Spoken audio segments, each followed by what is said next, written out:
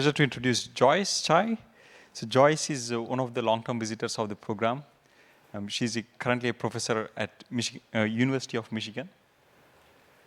Coming to Joyce's work, she does a lot on multimodal language modeling, multimodal processing, and particularly also very passionate about embodiment. This is what I realized. Embodiment, whenever you talk to her, like she comes and says, where is embodiment here?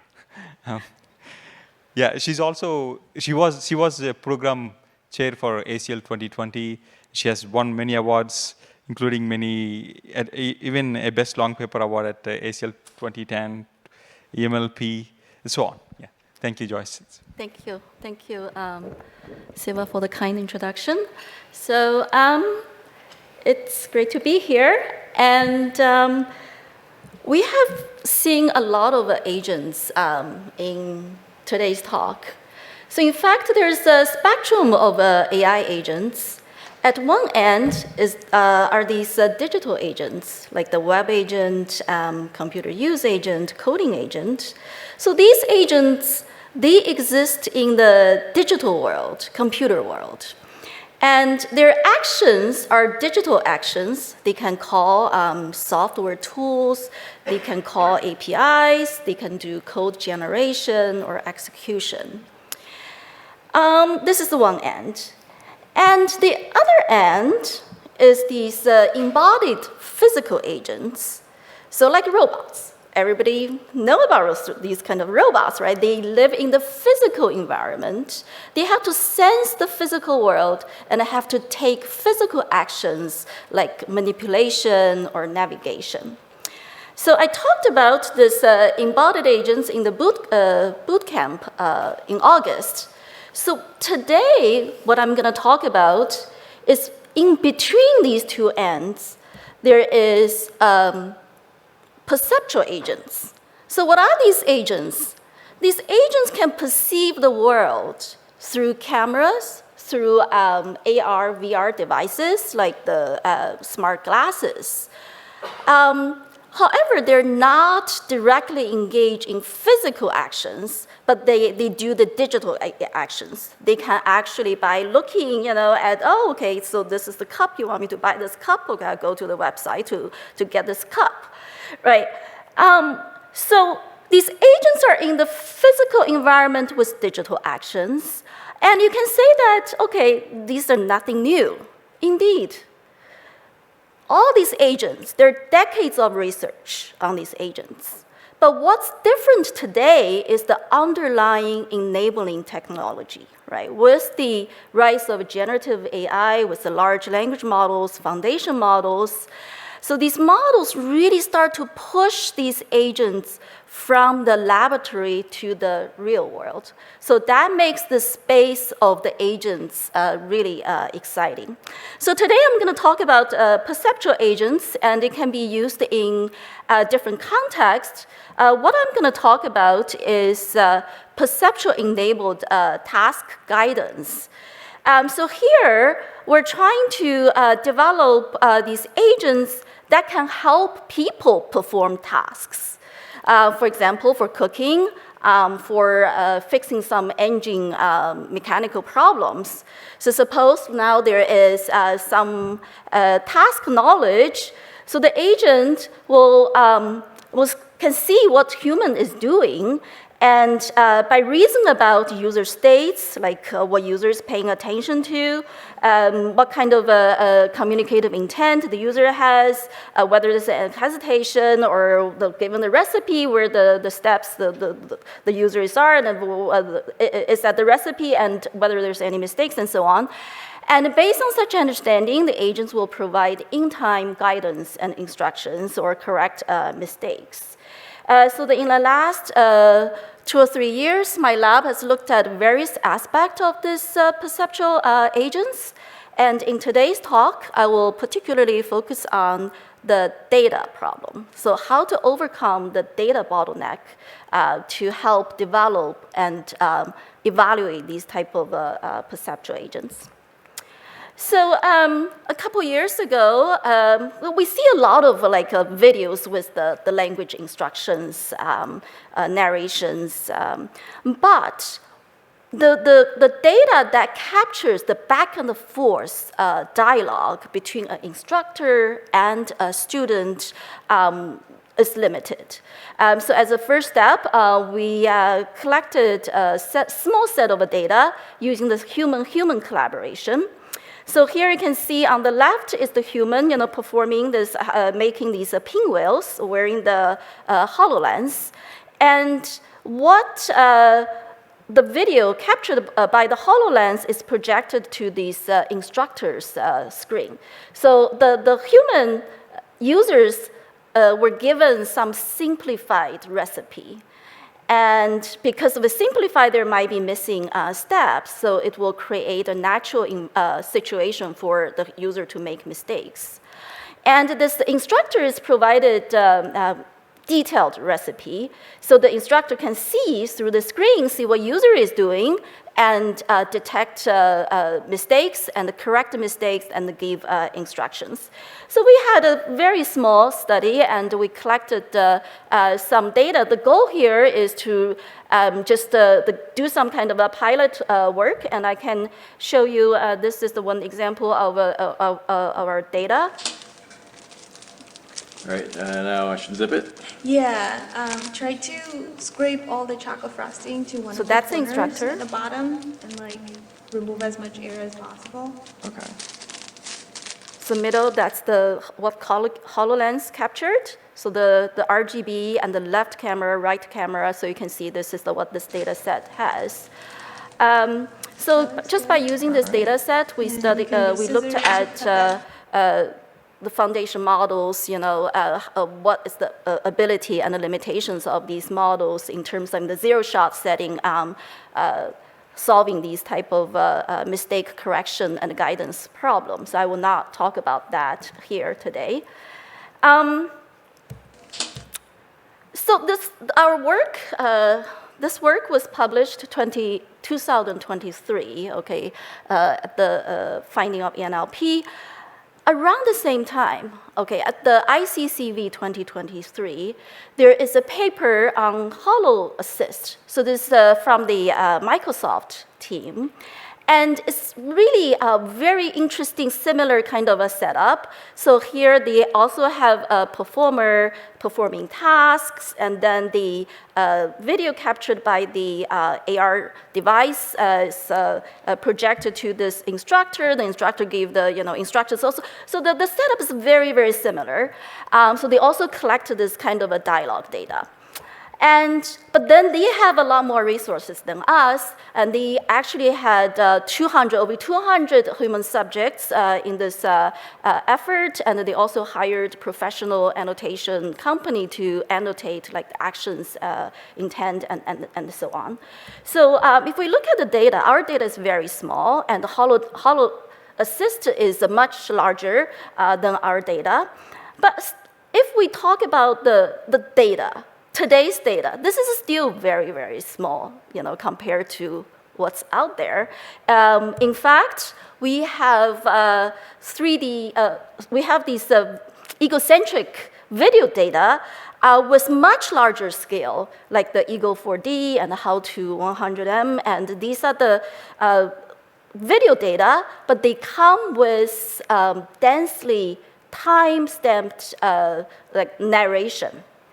So the question is whether we can take advantage of what's already there, this large video data, and be able to automatically synthesize the dialogue, okay, back and forth dialogue between assistant and a user. So next, I'm going to talk about this work, recent work led by my student Yi Zhang, who just recently graduated, and also in collaboration with the Meta Reality Lab. So here we leverage large language models to synthesize data from egocentric videos. So recent studies have shown that large language models can can be used to simulate these natural conversation, whether it's about social interaction or task-oriented dialogue. And also in the multimodal setting, has been used to simulate visual dialogue and video chat. So here, our idea is that, given these egocentric video data with the timestamp action narration, we develop a pipeline that can turn that into the back and forth conversation between agent and the user. So here, basically, we divide these process into smaller steps. So the first step is to do the goal and the recipe inference, and then there's a bunch of video pre-filtering and multi-round simulation, refinement, general annotation, and so on and so forth. So all of these done by the large language models, and we have a recipe how to do that in our paper in the appendix. And what we have found out is decompose these complex tasks into these multiple manageable subtasks can improve the dialogue quality. So using this creation pipeline, so now we'll be able to take advantage of these Ego 4D data, like Assembly 101, these type of a data set, and generate over 400 hours of conversation between humans and agents. And to the best of my knowledge, this is probably so far the largest data set with the conversation, okay? So I can show you an example here. So this is, okay, the user says, I want to, the user says, I want to prepare and serve pasta, and then the assistant says, okay, great, let's get started. First, please stir the pasta in the pot to prevent it from sticking. Okay, then the user does that, follow the instructions, and now assistant give more instruction, and the user follows that, and then now the user asks, what's next? Okay, and the assistant says, okay, great job, now put down the spoon, grab a towel to dry your hands, so very detailed instruction. Okay, so now the user follows that. So you can see that these generated conversation are, is aligned with the video content. But this is just an example, right? And another nice thing about using these large language models is we can simulate different types of users. Some users, they don't like to talk. They just follow the instructions, like this user here. Some users just sometimes occasionally ask questions. And some users, they're very talkative, In addition to ask questions, they actually also proactively provide their, feelings, what they have done, accomplished, and so on. So we can use these, apply different prompting strategies and be able to generate these different kind of behaviors. So, one natural question you're going to ask is, okay, is the generated dialogue even useful, right? Can we use this generated dialogue to train the models? Okay, what's the quality of this data set? So we did some human evaluation. So we basically having humans read these generated dialogue paired with these visual content. And we ask the users to rate in terms of correctness and the helpfulness of the instruction, and whether this instruction is aligned with the video content, and whether the conversation itself is natural.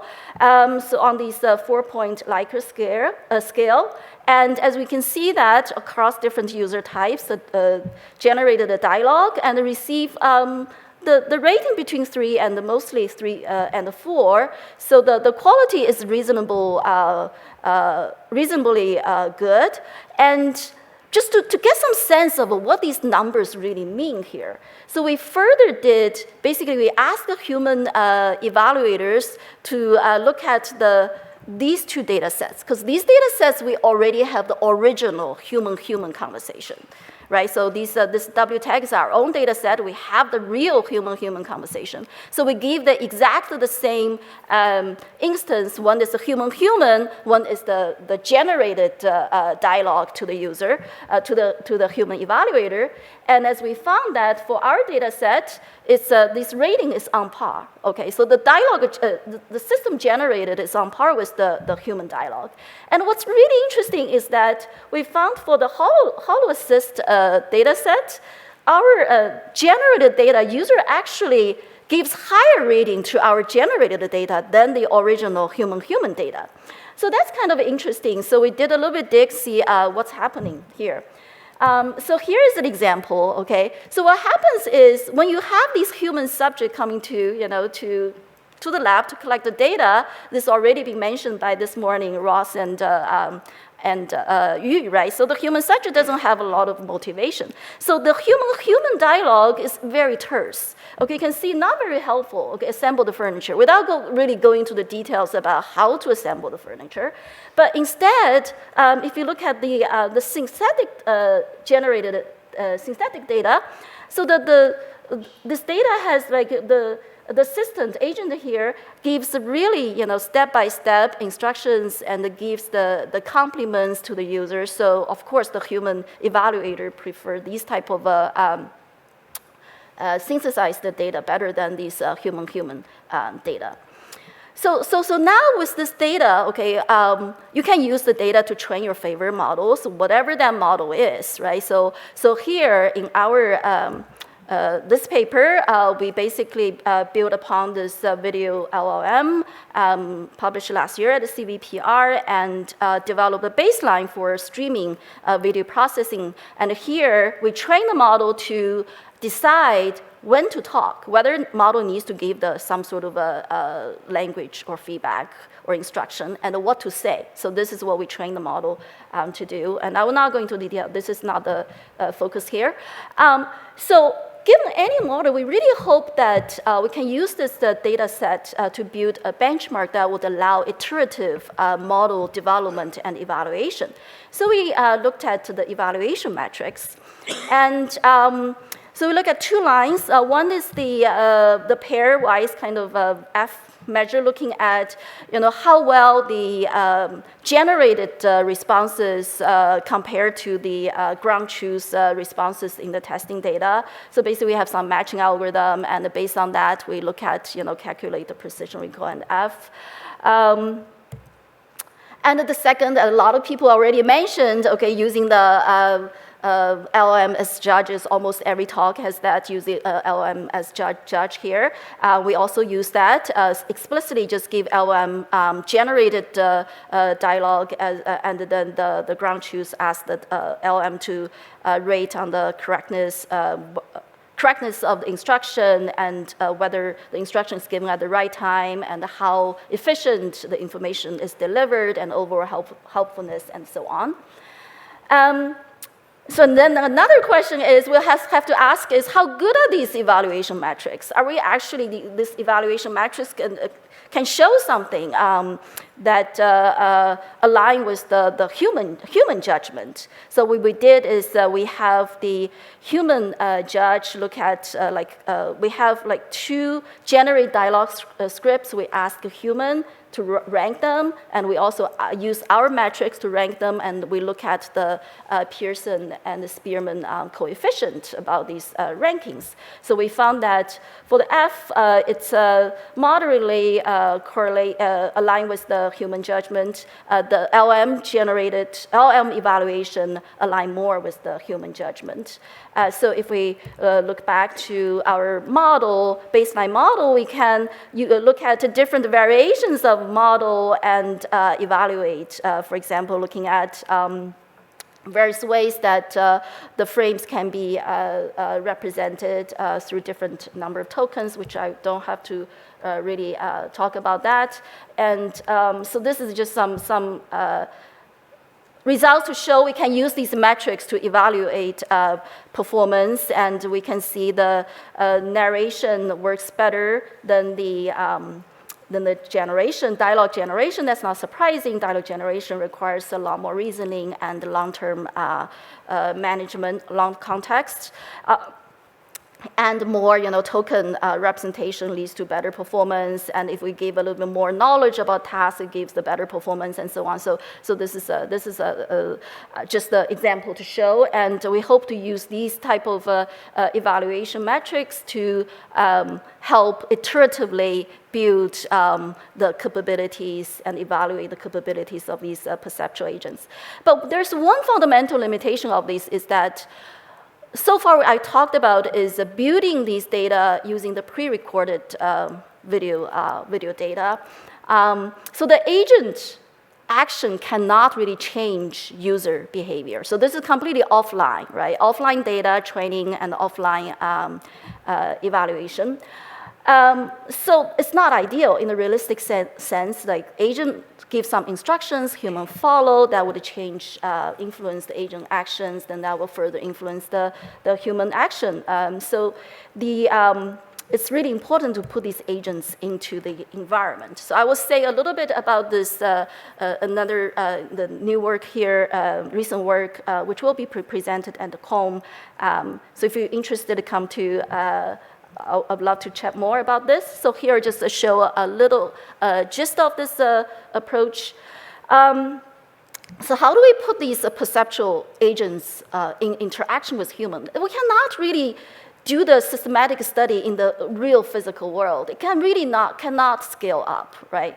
So in fact, in the embodied AI community, there are a lot of simulated environments that have been built to study these type of interactions. So we follow the similar idea and combine the virtual environment with the dialogue generation to simulate this situated agent user interaction. So here, if the user says, how to 3D print a mug, and the agent can basically give instructions, and then the user can actually move in the environment and perform actions, and then the agent can watch, what user is doing and give follow-up instructions. So we basically develop a three-stage framework. In the first stage, we have an Oracle agent and a simulated user. So these are all powered by large language models. And the Oracle agent, the reason called Oracle, because it has access to the privileged information in the simulated environment. So it will use these perfect information to guide the generation that is more precise and context-aware. And the simulated user, we intentionally gave the simulated user incomplete knowledge, because the user needs to learn about different tasks and the different operations. So from this, we collected the dialogue data. And then we can train these models, train the agent based on the synthesis data, but not using the privileged information, using the real perception signals from the environment. And then we also have these simulated user, use a simulated user to, we can evaluate the agent behavior, because that would allow the fast iteration. But that's not the end goal. Our end goal is to be able to develop these agents that can really interact with the real human users. So our last stage is to evaluate these models with the real humans.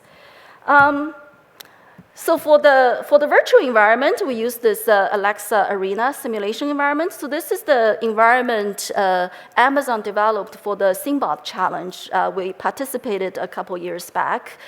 So for this work, we cannot use this Alexa device through speech communication. Instead, we used their web version. What do we do?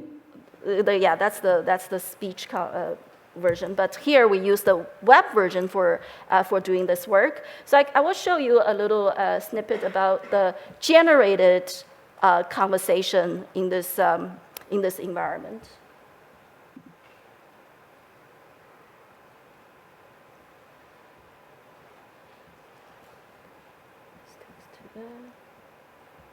Okay, so the system said, "How may I help you?" The agent says, "Okay." So the agent.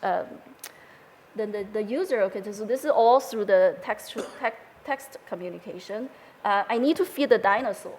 What do I need to do and where it is, and then the agent will give this detailed instructions. Basically, ask the user to go to the quantum lab. So the user now goes to the quantum lab, and that's the action. So you get the idea here. So this is they generated the data, okay, through the user and the agent in this environment. So the agent can really learn based on the experience with the environment and interaction with the users.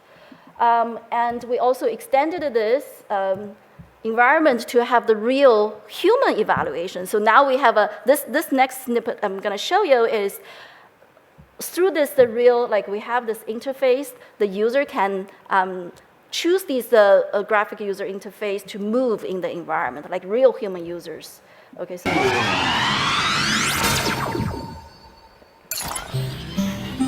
So this is in the Alexa, that's always the first thing that in the web. Okay, let's get this done. So how can I help you? That's the agent says, and the human said, where is the, basically, where's the fan? So it's the human, the agent asks, then we'll tell the human to go somewhere. So now this human user look at this interface, I'll pick this widget, and that would allow me to go to this particular place. So we use this interface to do really real user studies. So, so the first question we asked is how effective is this Oracle agent in guiding real human users compared to simulated users? In fact, it's really nice to see that this Oracle agent can give about the a human user accomplish these tasks with 88% of task accuracy, and with the different simulated users powered by different frontier models, we see that GPT-4o performed the best. And what's really interesting here we see is, in fact, our perceptual agent, the agent here, works better with the real human users than with the simulated agent, simulated users. This is because these real users, they are motivated to accomplish the task, and also they have a good perception of the environment. When they are given the instruction how to accomplish it, they know how to do it. So this is a very interesting observation here. And if we look at the real, this is the Oracle agent, and the second number here is the trained agent. We use the data to train the agent. At the end of the day, it's the trained agent that's going to work with the real human. And we found that, in fact, the performance is still very reasonable. This shows that the model trained from high-fidelity user simulation can generalize reasonably to real human users. Okay, so here just my quick, well, there are a lot of other results about this work, and I'll be happy to discuss, if you happen to be at the column, be happy to discuss more about this work. So here comes the quick summary of my talk. So I really talked about is the development of this new generation of the perceptual agents that are powered by these large language models. And I give the examples, 2 examples on how to address these data bottleneck, in particular in this human agent conversation data, and through these novel data dialogue generation using existing data and also using the virtual environment to simulate interaction. So this morning you said that the computer user agent is really a sweet spot, right? So compared to the robots, embodied agents, they really don't have to look at the physicality of the agent, like don't have to worry about manipulation and so on. And I would also propose that this type of a perceptual agents actually is really in between these digital agents and embodied physical agents. It has a sense of the physical world, but then it doesn't really take the physical action, rather take the digital actions. And given these rise of these AR, VR devices, and many of them has become consumer products, right? Like the Ray-Ban, Meta Ray-Ban, and then the Snapchat's spectacles, right? So these devices gonna be important part of our lives. They're going to play an important role in shaping how we work, how we play, how we access information. So this is really an exciting research space that with a lot of challenges and opportunities, and collectively we can really make a difference there. So thank you, and these are my awesome former and the current students who have contributed significantly. I mean, basically, you know, they're the driving force behind these works. Yeah, thank you.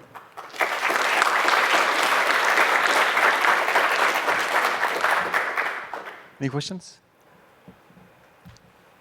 I have one question. So I really like the idea of using HoloLens and using LLMs to collect these trajectories, like what we are doing with web agents. Connecting to Daniel's talk earlier, would you think like doing abstractions on such traces, will that be harder, or so how do we know what are the subtasks that the other person is doing? So can we, when I see the dialogue interaction, it's more low level or good. If we can connect, if in order to accomplish making a coffee, if you just tell a human, they will just go and demonstrate the entire process of doing it, right? But what is more useful for us would be breaking it into multiple steps, where this will be odd when you have to explain, oh, I am now going to the kitchen, I am doing this. So this is not what the other executor that is wearing lens is going to do. Right, that's a very good point. Right now, okay, so what I show is the data, right? How do you use this data to build abstraction that, or right now it's just imitation learning, that's gonna be very inefficient.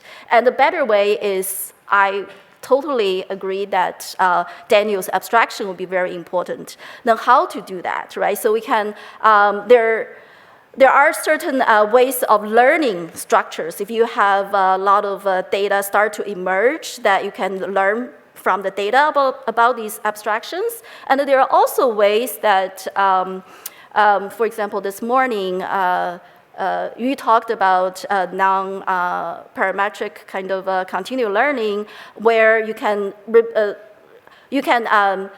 keep track of some of the smaller, primitive kind of actions with the low level, and be able to use it at the inference time. I think there are a lot of different ways that we can explore, and also the planning side, right? With the knowledge, with the models, the planning models, that would also help in this direction. Yeah, thanks.